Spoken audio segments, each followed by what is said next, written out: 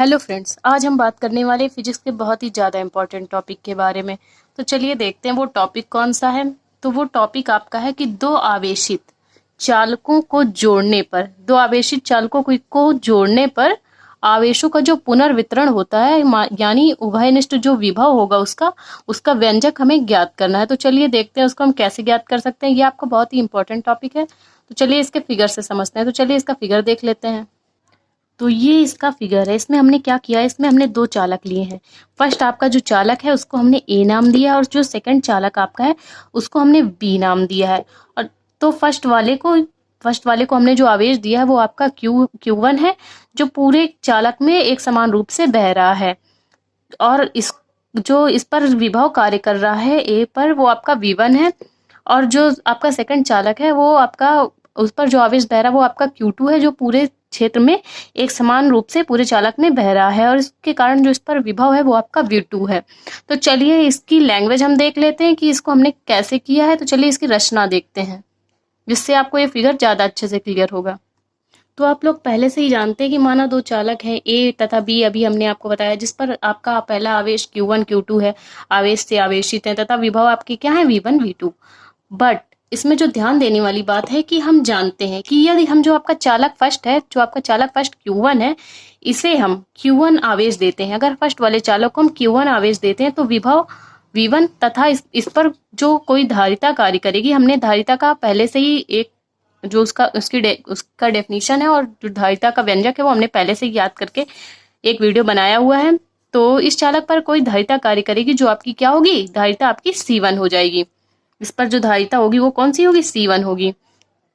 और जो इसी के कारण जब हम सेकेंड वाले को, और यदि हम इसी प्रकार जो आपका चालक बी है, चालक बी पर हम Q2 आवेश देते हैं तो धारिता C2 तथा विभव क्या हो जाता है, विभव आपका V2 हो जाता है। तो अब हम क्या करेंगे, जब हमने इसको Q1 आवेश दिया तो इसका विभव क्या हो गया, V1, और इसको Q2 आवेश दिया तो इसका विभव V2 तथा धारिता क्या हो गई आपकी, C2 हो गई। तो अभी हमने इसको जोड़ा नहीं है, तो हम इसको जोड़ने से पहले इस पर आवेश देखेंगे। फिर हम इसको क्या करेंगे, इन दोनों चालकों को हम जोड़ कर देखेंगे कि इन पर विभव कैसा होता है। तो चलिए देख लेते हैं आगे कि इन पर आवेश कैसा होगा। तो जो आपका फर्स्ट चालक है Q1 के कारण इसका जो विभव और धारिता के पद में हम ज्ञात कर लेते हो। तो Q1 के कारण क्या हो जाएगा, Q1 के कारण आपका हो जाएगा Q1 is equal to V1 C1। जब हम इसको Q1 आवेश देंगे तो आपका विभव V1 तथा धारिता क्या हो जाती है, C1 हो जाती है। तो उसके पद में हमने लिख लिया। तो अब जब सेकंड वाले को हम Q2 आवेश देते हैं तो इसका विभव क्या हो जाता है, विभव V2 तथा धारिता क्या हो जाती है आपकी, C2 हो जाती है।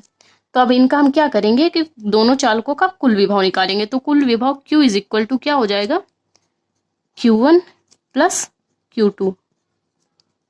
ये आपका हो गया Q1 प्लस Q2। अब हम इनको जोड़ के लिख देंगे। तो यहाँ से क्या हो जाएगा, Q1 और Q2 के मान पुट कर दीजिए, V1 C1 plus V2 C2। Q is equal to आपका क्या आ गया, V1 C1 तथा V2 C2। इसको हम इक्वेशन 1 मान लेंगे। तो आपने देखा ये जो हमने ज्ञात किया है कुल विभव, वो हमने चालक को जोड़ने से पहले। बट हम जब चालक को जोड़ेंगे तो क्या होगा। तो चलिए चालक को हम दूसरा जो फिगर बनाएंगे चालक को जोड़ के, तो चलिए उसको देख लेते हैं। तो अभी आपने देखा कि हमने दो चालक बनाए थे, इनको हमने जोड़ा नहीं, कॉन्टेक्ट नहीं किया है। तो हम जब दो चालक और बनाएंगे उनको कनेक्ट करेंगे। क्या करेंगे, आपस में क्या करेंगे, जोड़ देंगे। ये क्या किया हमने, एक दूसरे से इन चालकों को जोड़ दिया। जब हम जोड़ देंगे तो मान लेते हैं कि Q1 पे आपका आवेश अधिक है। जब आवेश अधिक होगा तो उसका विभव अधिक होगा। तो जो इस पर आवेश अधिक है, इस पर आवेश कम है, इसको कम आवेश दिया जा रहा है, तो इसका विभव भी कम होगा। बट क्या होगा कि आवेश जो है, इसका आवेश इससे जाके मतलब इसमें V2 में चला जाएगा और तब तक जाता रहेगा जब तक समान ना हो जाए। ये क्यों जाता रहेगा, जब आप जानते हैं कि आपने देखा होगा कि जो एक डिब्बे में अगर हम रेत भर दें और उसे दूसरे डिब्बे से कनेक्ट कर दें तो रेत कहाँ जाएगी, जिस पर बिल्कुल रेत नहीं होगी उसमें चली जाएगी। आप पानी को देख लीजिए, अगर हम पानी की जो बॉटल है उसको हम किसी और चीज से कनेक्ट कर दें तो उस पर पानी रिसता हुआ दूसरी बॉटल में चला जाएगा।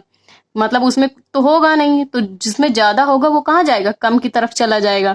तो वैसे ही इसका विभव इस पे ज्यादा विभव है, और तो ये विभव जाके आपका सेकंड वाला जो चालक है, आपका चालक भी इस पर चला जाएगा, और तब तक जाता रहेगा जब तक इसका इन दोनों का आवेश क्या हो जाता है, आवेश और विभव समान नहीं हो जाते।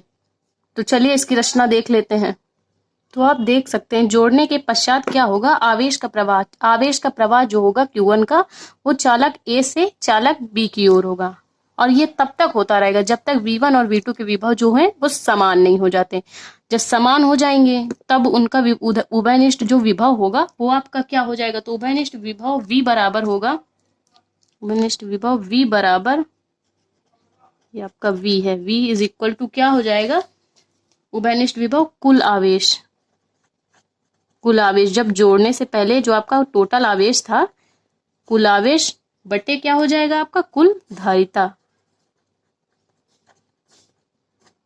तो कुल आवेश आपका कितना था, कुल आवेश आप यहां से देखिए इक्वेशन फर्स्ट से कुल आवेश हमने निकाला था ना, Q is equal to V1 C1 plus V2 C2। तो हम यहाँ पे कुल आवेश की जगह क्या रखेंगे, इसका मान रख देंगे, पहले रख देंगे Q1 प्लस Q2,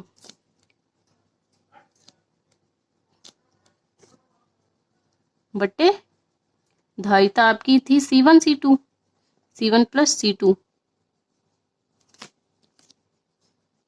यहाँ पे हमने आवेश क्या किया, कुल आवेश आपका Q1 Q2 बराबर Q का मान हमें रखना है, और धारिता आपकी क्या थी C1 C2। तो यहाँ से आपका Q की वैल्यू हमने इक्वेशन 1 में क्या निकाली थी, V1 C1 प्लस आपकी V2 C2 बटे C1 प्लस C2। तो आपका उभयनिष्ठ विभव क्या आ गया, V इज इक्वल टू, तो उभयनिष्ठ विभव इज इक्वल टू क्या आ गया, V is equal to V1 C1 plus V2 C2 upon C1 plus C2। तो यही हमें प्रूफ करना था, यही उभयनिष्ठ विभव का जो है आपका व्यंजक है। तो आई होप आपको उभयनिष्ठ विभव का व्यंजक समझ में आया तो प्लीज वीडियो को लाइक और हमारे चैनल को सब्सक्राइब करें। Thank you for watching this video, मिलते हैं नेक्स्ट वीडियो में।